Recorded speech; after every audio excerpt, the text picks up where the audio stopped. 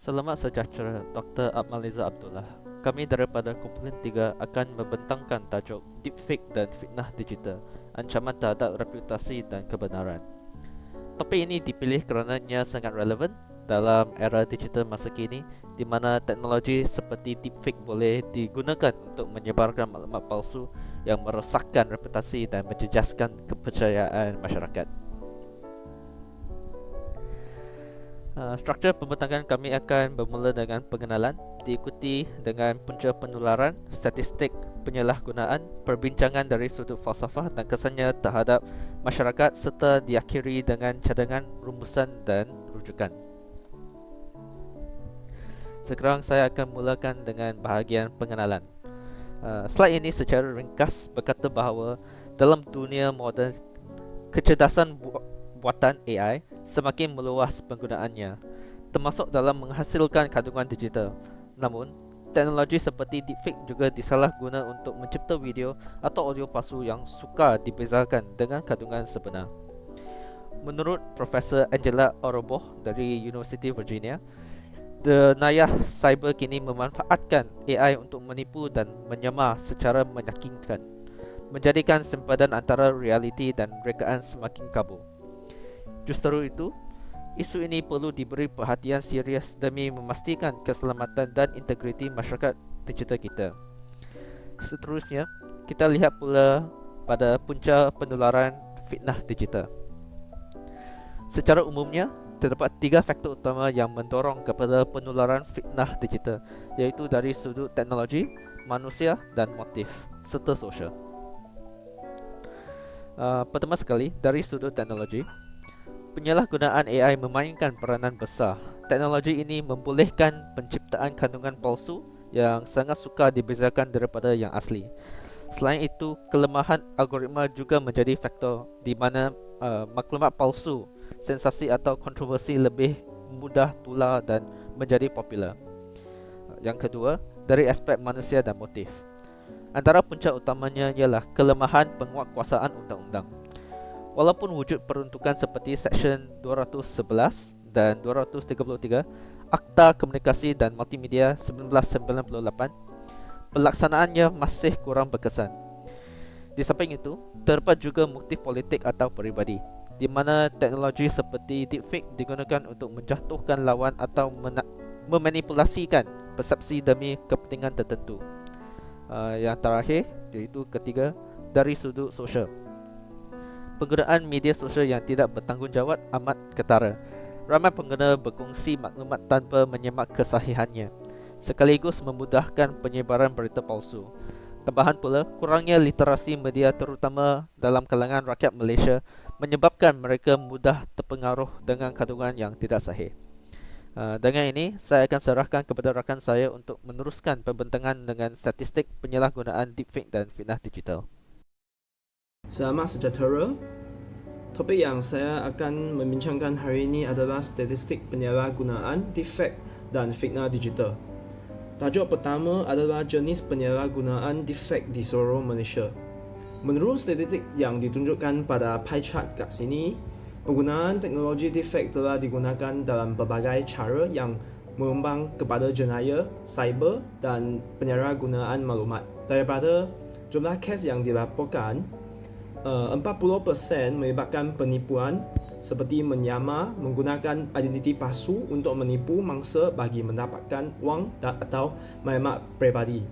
Seterusnya, 30% digunakan dalam kandungan pornografi yang boleh mencemarkan maruah individu terlibat. Selain itu, 20% digunakan untuk tujuan fitnah atau mencemarkan reputasi, contohnya menyebarkan maklumat palsu untuk menjatuhkan nama seseorang. Akhirnya, 10% pula berkaitan maklumat salah politik, iaitu digunakan untuk menyebarkan propaganda palsu yang boleh menjejaskan kestabilan politik. Pada statistik yang akan didapatkan, sehingga Ogos 2024, sebanyak 454 kes penipuan telah disisapkan oleh polis diraja Malaysia. Kes-kes tersebut menyalahguna teknologi defect termasuk peniruan suara dan mengakibatkan kerugian sebanyak ringgit Malaysia 2.72 juta sejak awal tahun tersebut. Modus operandi biasa melibatkan penghantaran mesej WhatsApp yang menyamar sebagai kenalan mangsa yang berada dalam kesusahan dan meminta pinjaman wang.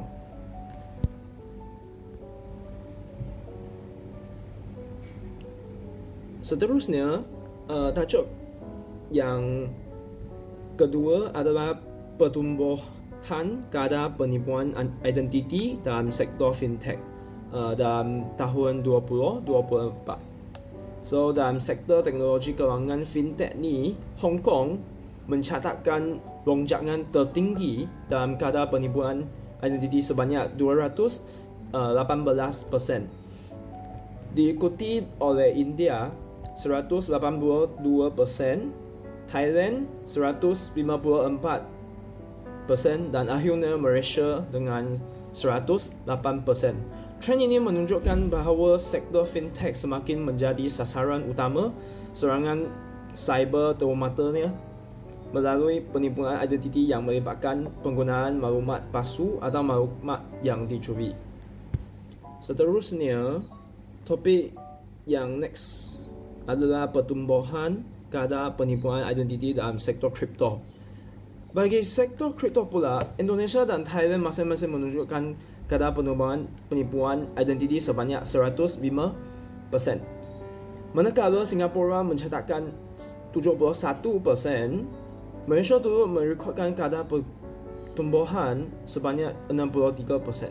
Sedikit lebih rendah berbanding negara jiran. Ini mendaktarkan bahawa industri mata wang kripto juga tidak terkecuali daripada ancaman penipuan yang boleh menjejaskan keyakinan pelabur serta kestabilan pasaran kripto di rantau ini. Seterusnya, imej sebelah ni adalah tajuk pertumbuhan defect dalam tahun pilihan raya 2024 dan diterbitkan oleh Samsat, sebuah syarikat analisis keses penipuan. Ia mempaparkan peratusan peningkatan penggunaan defect di seluruh dunia dari suku pertama 2023 ke suku pertama 2024. Poin utama, China mencatatkan lonjakan paling tinggi dengan peningkatan 2,800%. Hong Kong juga menunjukkan peningkatan mendaftar sebanyak 1,000%. Indonesia dan Turki masing-masing meningkat 1,550% dan 1,533%. Amerika Syarikat menunjukkan peningkat 303%. UK United Kingdom adalah satu-satunya negara utama yang mencatatkan peningkatan sebanyak negatif 10% dalam penggunaan defect. Selain itu, nota tambahan untuk defect government dalam tahun 2024 adalah data ini dikumpul berdasarkan berjuta-juta semakin pengesahan oleh Samsat. Analisis melibatkan beribu-ribu defect yang dikesan. Semua data telah digabungkan dan untuk keselamatan privasi.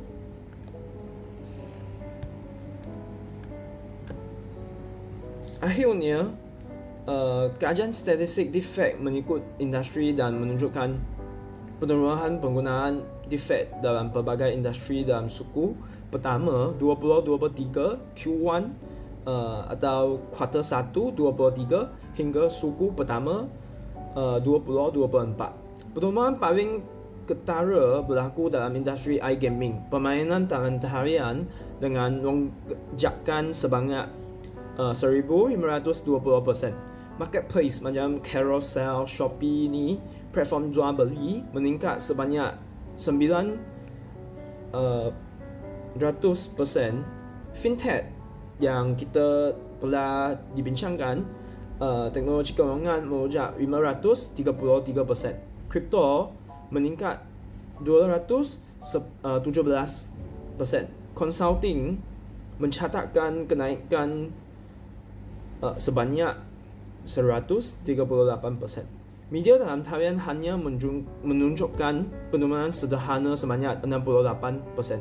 Itu yang statistik didapatkan pada online. Itu je. Terima kasih. Selamat sejahtera kepada Dr. Akmaliza. Nama saya Jonah Loishin dan hari ini saya akan membincangkan isu utama kita, iaitu deepfake dan fitnah digital yang dikaitkan dengan falsafah. Seorang ahli falsafah yang bernama Bauman telah mengatakan bahawa reputasi, kebenaran dan bukti boleh berubah dengan sekelip mata, hanya bergantung kepada penyebar yang menyebarkannya. Deepfake memperhebatkan krisis ini kerana kita tidak lagi boleh bergantung sepenuhnya pada panca-indera, iaitu melihat dan mendengar untuk mengenal pasti kebenaran sesuatu perkara. Atau telah mengatakan bahawa manusia mudah terperangkap dalam ilusi yang disangka sebagai realiti. Kata beliau beribu-ribu tahun ini seiring dengan hal yang telah berlaku pada hari ini. Kita tidak lagi dapat untuk membezakan bahawa sesuatu perkara yang berlaku di internet adalah palsu ataupun benar. Kerana dengan teknologi deepfake ini, kebenaran sesuatu perkara mudah diubah suai. Selepas itu, akan berlakunya krisis identiti seorang individu. Adakah saya masih saya sekiranya seseorang boleh mencuri identiti dan meniru dengan sempurna? Apakah yang membezakan saya dengan orang lain? Adakah itu rupa, nama, atau suara? Teknologi deepfake ini dapat mencipta seorang individu yang sama dengan saya. Adakah individu tersebut saya ataupun individu tersebut merupakan individu lain yang hanya mempunyai rupa dan suara saya? Bukan sahaja ini, sempadan antara realiti dan ilusi akan menjadi kabur sehingga manusia tidak dapat membezakannya. Kita mudah untuk mempercayai perkara yang disebarkan di internet dan mempercayai perkara itu telah dilakukan oleh orang tersebut kerana rupa dan suaranya telah dipaparkan walaupun sebenarnya individu tersebut tidak pernah melakukan perkara tersebut. Tetapi yang pentingnya, siapa diri kita? Dengan adanya teknologi ini, identiti kita mudah diubah dan dicuri. Dan apakah yang dapat membezakan kita dengan orang lain? Seorang ahli falsafah Inggeris yang bernama John Locke telah mengatakan bahawa identiti peribadi bergantung kepada kesinambungan kesedaran, iaitu hubungan perterusan antara memori, pengalaman dan kesedaran diri. Seseorang adalah orang yang sama sepanjang masa kerana dia mengingati pengalaman masa lalu sebagai miliknya sendiri. Walaupun hal ini dikatakan demikian, jika video palsu tentang seseorang individu yang melakukan sesuatu yang tidak pernah dilakukan disebarkan di internet, pandangan sosial masyarakat lain terhadapnya akan tercemar. Walaupun individu tersebut tetap mempunyai identiti dalaman sendiri yang kekal, tetapi identiti sosialnya telah terancam. Seorang lagi ahli falsafah Perancis yang bernama Jean-Paul Sartre mengatakan bahawa pandangan orang lain memainkan peranan besar dalam membentuk identiti kita. Dan pandangan itu disebutkan sebagai the look atau le regard dalam bahasa Perancis. Kita menjadi objek di mata orang lain dan identiti kita dipengaruhi oleh bagaimana mereka melihat kita. Dengan teknologi AI yang canggih pada hari ini, tidak mustahilnya the look kini boleh dimanipulasi oleh teknologi. Maksudnya, seseorang individu boleh dinilai, dihina atau dipuji berdasarkan imej yang tidak mewakilinya. Hal ini akan mencetuskan alienasi eksistensial, iaitu keterasingan daripada diri sendiri kerana persepsi awam tidak lagi selari dengan realiti dalaman. Membandingkan ayat-ayat yang dikatakan oleh dua ahli falsafah ini, adakah saya masih saya lagi jika imej yang tidak mewakili saya telah disebarkan di internet, walaupun saya tetap mempunyai kesinambungan kesedaran sendiri? Ataupun identiti saya telah berubah kerana pandangan orang lain terhadap saya telah berubah? Dengan ini, saya menyampaikan pembincangan seterusnya kepada kawan-kawan saya. Sekian, terima kasih. Hai, selamat sejahtera. Nama saya Chris Santokumar dan saya akan mengaitkan isu utama kita dengan FPK, iaitu Falsafah Pendidikan Kebangsaan. Bagi isi yang pertama, ancaman terhadap pembinaan insan berakhlak mulia. FPK menekankan pembangunan insan secara menyeluruh dari segi jasmani, emosi, rohani dan intelek. Deepfake dan fitnah digital memang bertentangan dengan maklumat ini kerana memanipulasi kebenaran. Deepfake menjadikan perkara palsu kelihatan seperti benar, iaitu mengelirukan masyarakat dan menjejaskan daya fikir kritikal dan juga menghakis reputasi individu. Fitnah digital boleh memusnahkan maruah dan nama baik seseorang, bertentangan dengan nilai hormat, menghormati dan kasih sayang yang dididik melalui pendidikan kebangsaan. Bagi isi yang kedua pula, kegagalan mendidik celik media dan teknologi. FPK bertujuan melahirkan rakyat yang berilmu, berkemahiran dan berfikiran terbuka. Namun, penyalahgunaan teknologi untuk tujuan negatif menunjukkan kurangnya literasi media. Ramai tidak mampu menilai kesasihan maklumat digital dan menyebabkan mereka mudah percaya dan menyebarkan kandungan yang palsu. Kemudian, ketidakkemampuan berfikir secara kritis dan etika. Pelajar atau masyarakat harus dilatih untuk menilai maklumat secara rasional dan etikal selaras dengan semangat FPK. Dan isi yang ketiga, ancaman terhadap perpaduan dan kesejahteraan negara. FPK juga menekankan pembangunan masyarakat yang bersatu padu dan harmoni. Deepfake dan fitnah digital boleh menimbulkan perpecahan. Fitnah berunsur perkauman, keagamaan atau politik boleh menggugat keharmonian masyarakat majmuk dan menanam kebencian dan ketakutan. Kandungan palsu boleh mencetuskan salah faham dan panik dalam kalangan rakyat. Jadi itu saja yang boleh dikaitkan dengan falsafah pendidikan kebangsaan. Terima kasih. Selamat sejahtera, Dr. Akmaliza.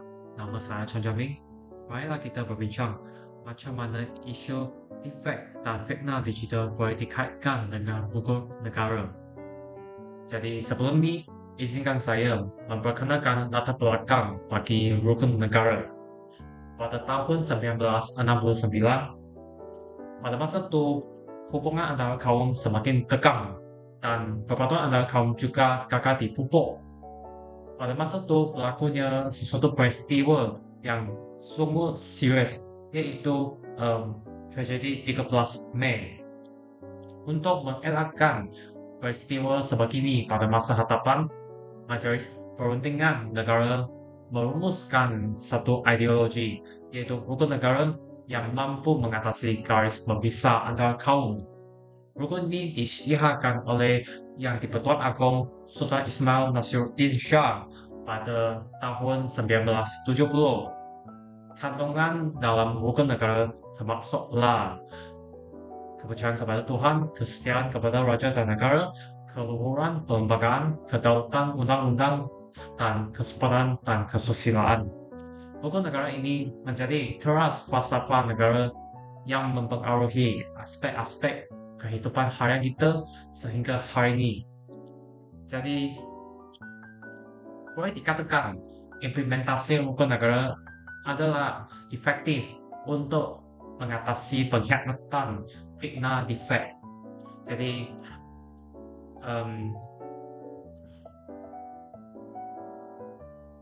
contohnya konsep pertama iaitu kepercayaan kepada Tuhan. Pendidikan agama dan moral boleh melunas budi pekerti mulia jika diintegrasikan secara syumur. Dengan ini, seseorang mampu membezakan antara intan dengan kaca sejak zaman persekolahan. Misalnya, di sini terdapat satu ayat, iaitu ayat 6 daripada surah Al-Hujurat.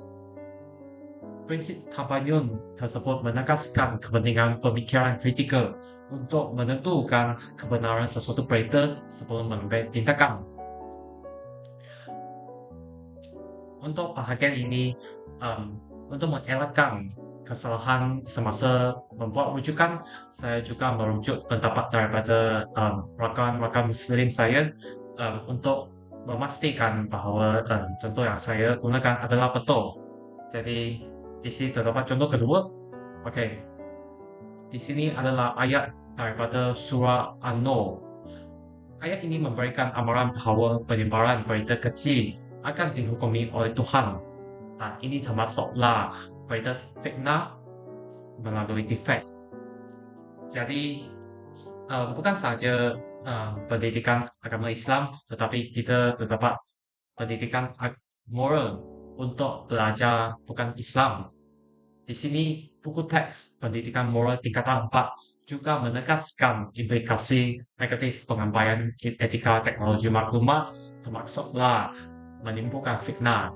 Jadi, melalui pendidikan-pendidikan tersebut, para pelajar boleh mengetahui bahaya berita palsu serta fitnah. Seterusnya, konsep kedua, kesetiaan kepada raja dan negara. Merujuk kepada buku digital Jabatan Perbatuan Negara, setiap warga negara hendaklah menumbuhkan sepenuh taat setia, jujur dan ikhlas kepada Seri Paduka Baginda Yang di-Pertuan Agong. Di peringkat negeri pula, rakyat dikehendaki menumbuhkan taat setia kepada raja memerintah negeri tempat mereka bermaslahatin tanpa mengurangkan taat setia kepada Seri Paduka Baginda Yang di-Pertuan Agong.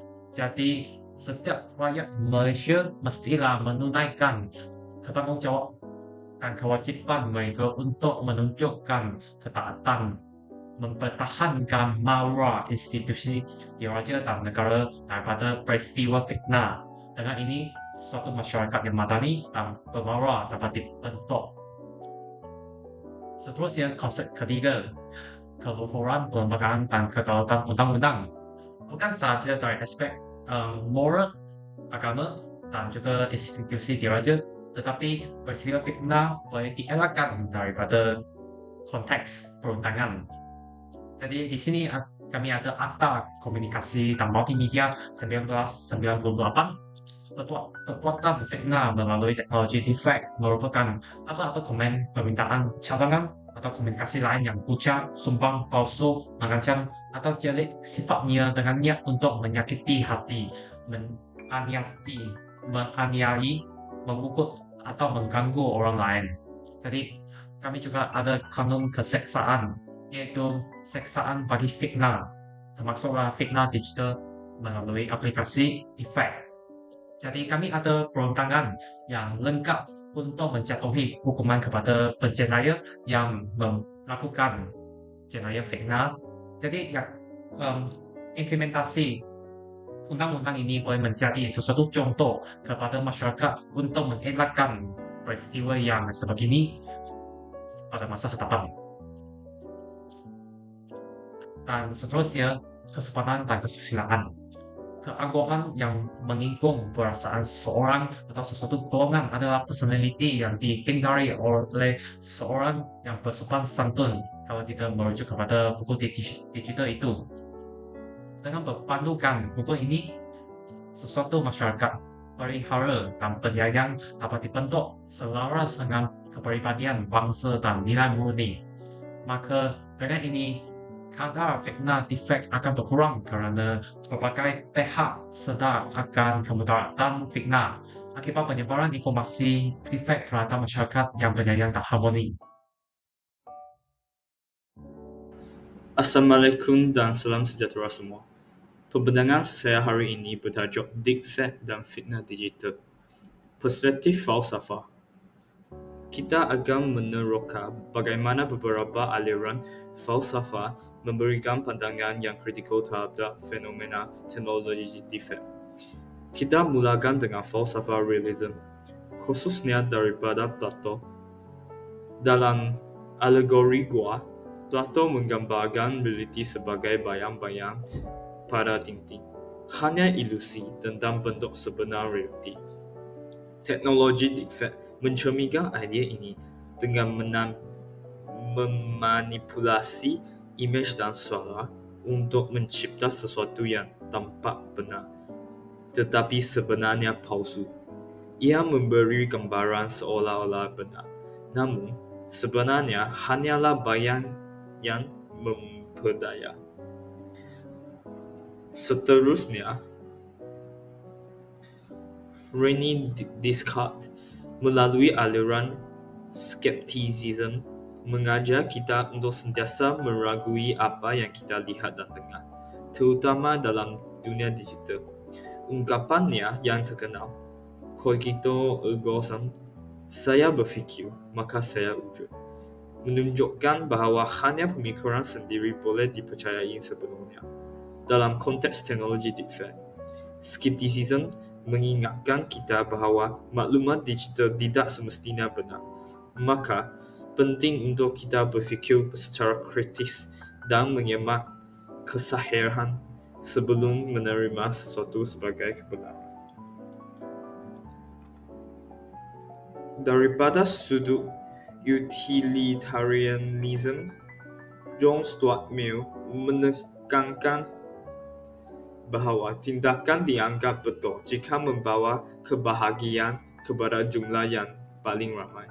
Namun, fitnah digital akibat deepfake mendatangkan lebih banyak kemudaratan, kehilangan reputasi, krisis kepercayaan, dan kerosakan sosial. Maka, dari perspektif ini, deepfake harus ditolak kerana menurunkan kesejahteraan masyarakat secara keseluruhan. Akhir sekali, kita lihat dari perspektif postmodernism menerusi pemikiran Jean Baudrillard daripada konsep simulacra. Beliau menyatakan bahawa dalam dunia moden, reputasi atau tiruan boleh menjadi lebih nyata daripada realiti itu sendiri. Deepfake adalah manifestasi sempurna kepada konsep ini. Ia mencipta hyperreality, iaitu keadaan di mana yang palsu kelihatan lebih sahih daripada yang sebenar.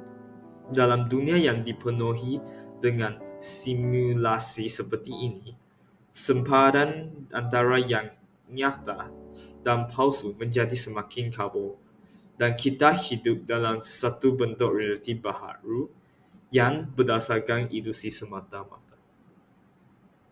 Okey, jadi saya sekarang akan membentangkan tentang kesan terhadap isu ini. Yang pertama adalah untuk individu. Reputasi tercemar, maksudnya nama baik individu seseorang akan rosak akibat fitnah. Tekanan mental, mangsa akan mengalami stres dan kemurungan. Privasi dilanggar, maksudnya identiti disalahguna tanpa izin. Yang kedua, terhadap keluarga, hubungan akan jadi tegang sebab konflik dalam keluarga akibat tekanan. Stigma sosial, keluarga turut dipandang negatif, tekanan berpanjangan ganggu keharmonian keluarga. Yang ketiga, untuk pihak masyarakat. Masyarakat ini akan hilang kepercayaan sebab sukar membezakan fakta dan palsu. Perpecahan sosial, akan timbul ketegangan kaum dan politik. Penyebaran maklumat palsu, ketidakstabilan dalam masyarakat. Yang terakhir, terhadap negara, ancaman keselamatan, risiko sabotaj politik dan diplomasi. Yang kedua, demokrasi terjejas, pilihan raya dan dasar awam dipengaruhi fitnah. Yang terakhir, imej negara akan tercalak. Kalau ada situasi yang seperti ini, imej negara kita akan dipandang lemah di mata dunia. Okay, jadi saya akan berikan bentangan ini kepada cara menangani isu ini. Assalamualaikum dan selamat sejahtera. Saya ucapkan kepada doktor dan juga rakan-rakan saya. Saya akan menerangkan cara mengatasi fitnah digital. Yang pertama, bertenang dan jangan bertindak melulu. Kita perlu elakkan memberikan reaksi emosional apabila kita marah, sedih ataupun kecewa dengan seseorang. So kita kena ambil masa untuk bertenang dan berfikir dengan waras, tak kisahlah berapa lama pun, supaya kita boleh bertindak dengan bijak. Yang kedua, kumpulkan bukti. Sementara kita bertenang, kita boleh juga berkumpulkan bukti. Kita simpan semua screenshot yang ada di message atau di media sosial, ataupun ada yang hantar benda tu kan. So kita boleh screenshot dulu, kita boleh simpan sebagai bukti yang mengandungi fitnah tersebut. Hal ini penting sebagai bukti sebab apa? Sebab kita perlu mereka akan dikenakan tindakan undang-undang jika perlu, jika fitnah tu terlampau besar lah orang kata. Yang ketiga, laporkan kepada platform berkaitan. Media sosial seperti Facebook, Instagram, TikTok atau X yang dikenali sebagai Twitter menyediakan fungsi untuk melaporkan kandungan yang bersifat fitnah ataupun dapat menjejaskan reputasi seseorang individu. Maka dengan ini, apabila seseorang tu mengepost sesuatu bahan di media sosial, ia akan secara cepat akan berleluasa di seluruh dunia maupun di tak kisahlah di Malaysia ke, di luar negara ke, tapi kebanyakannya memang satu dunia tahu benda tu. So sebab itulah kita perlulah ada media sosial dalam telefon bimbit kita. Tak kisahlah Facebook, Instagram, TikTok ataupun Twitter. Mungkin orang-orang tua pada waktu sekarang pun orang-orang tua juga menggunakan media sosial untuk tahu dunia luar. Isu-isu yang ada di dunia luar. Lebih-lebih lagi kalau melibatkan pasal artis kan. Yang keempat pula, kita perlu dapatkan nasihat undang-undang. Kita boleh mengambil tindakan undang-undang mengikut Akta Komunikasi dan Multimedia atau Undang-Undang Cyber di negara kita. Kita perlu dapatkan nasihat peguam atau bantuan dari pihak seperti Biro Bantuan Guaman. Dari situ kita tahulah langkah seterusnya kita kena buat apa. Supaya kita tak salah langkah pada satu jika kita ingin menyelesaikan sesuatu tu. Yang kelima, kesihatan mental juga sangat penting buat kita. Kerana fitnah ni boleh memberikan kesan emosi dan psikologi yang sangat tinggi. Jadi, kita perlu dapatkan sokongan daripada keluarga, rakan ataupun kalau mereka tidak boleh membantu kita atau kita malu untuk bercerita dengan mereka, kita perlulah jumpa psikologi, pakar psikologi sekiranya perlu. Dan yang terakhir sekali, kita perlu bina imej positif. Kerana dengan perkongsian seperti ini boleh menjejaskan imej kita kan. Maka dengan itu kita perlulah post perkara-perkara positif sahaja di media sosial. Seperti pencapaian kerja, kebajikan ataupun hasil karya yang dapat memperkukuhkan imej diri. Bukannya kita mengepost atau berkongsi dengan orang awam tentang emosi kita, tentang benda yang berlaku di antara family ke. Itu dapat menjejaskan reputasi kita dan juga imej kita bersama keluarga. Itu sahaja dari saya. Terima kasih.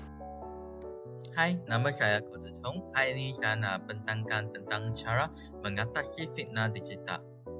Pada zaman sekarang, orang ramai dapat melayari internet dan mendapatkan maklumat dengan mudah. Namun, kebanyakan maklumat tersebut belum disahkan. Oleh itu, kita perlu kekal berjaga-jaga supaya tidak mempercayai berita yang belum disahkan.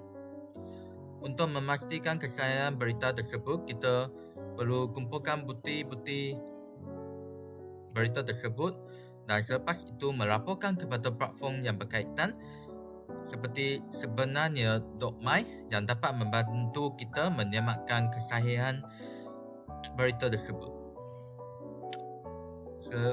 Selain itu, kita juga boleh dapatkan nasihat undang-undang daripada laman web seperti jpg.gov.my juga perlu, dan kita juga perlu menjaga kesihatan mental dengan melepaskan ketenangan dengan mendengar muzik yang lembut, main game atau cara-cara lain. Akhirnya, kita boleh membina imej positif di laman web supaya tidak disalahfahami oleh orang lain. Selepas itu adalah cadangan menangani isu deepfake dan fitnah digital. Ada dua. Pertama ialah menggalakkan pembangunan algoritma pengesahan deepfake. Pelajar dan penyelidik boleh menggunakan hackathon anti-deepfake sebagai platform untuk membangunkan dan mempamerkan algoritma serta perisihan pengesahan kandungan AI. Sebagai contoh, Global Multimedia Deepfake Detection Challenge 2024 di Shanghai melibatkan 26 negara dengan algoritma sumber terbuka di GitHub, iaitu satu laman web untuk industri dan keselamatan cyber. Ini mempercepatkan inovasi, menggugurkan keselamatan dan menyokong pendidikan. Yang kedua adalah meningkatkan kesedaran orang ramai tentang deepfaking. Orang ramai boleh memperoleh fakta berbagai isu dan titik penipuan di Malaysia daripada media seperti Astro Awani, The Star, Xinju Daily, dan lain-lain lagi. Suruhanjaya Komunikasi dan Multimedia Malaysia boleh mempromosikan penggunaan perisian anti-deepfake seperti deepware.ai, di mana orang ramai boleh memuat naik kandungan untuk mengesan penipuan. Sebagai rumusan, deepfake dan fitnah digital menggunakan teknologi AI untuk menghasilkan kandungan palsu yang kelihatan asli tetapi palsu, menyebabkan penyebaran maklumat palsu melalui media sosial dan platform digital lain. Ancaman utama termasuklah merosakkan reputasi individu, organisasi dan institusi serta melemahkan kepercayaan awam terhadap maklumat yang sahih. Faktor penyumbang kepada penuraan fitnah digital ialah algoritma yang lemah, kurangnya interaksi digital dalam kalangan masyarakat, motif politik atau peribadi dan kelemahan dalam penguatkuasaan undang-undang.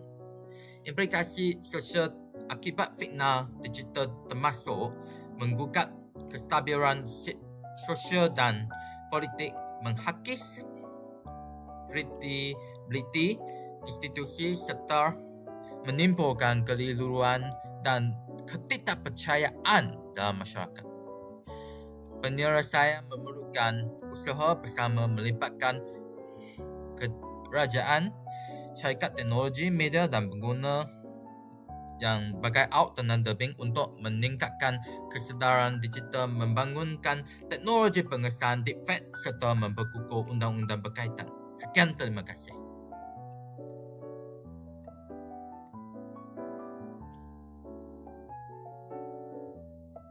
Seterusnya merupakan rujukan-rujukan yang digunakan oleh kita untuk kajian ini.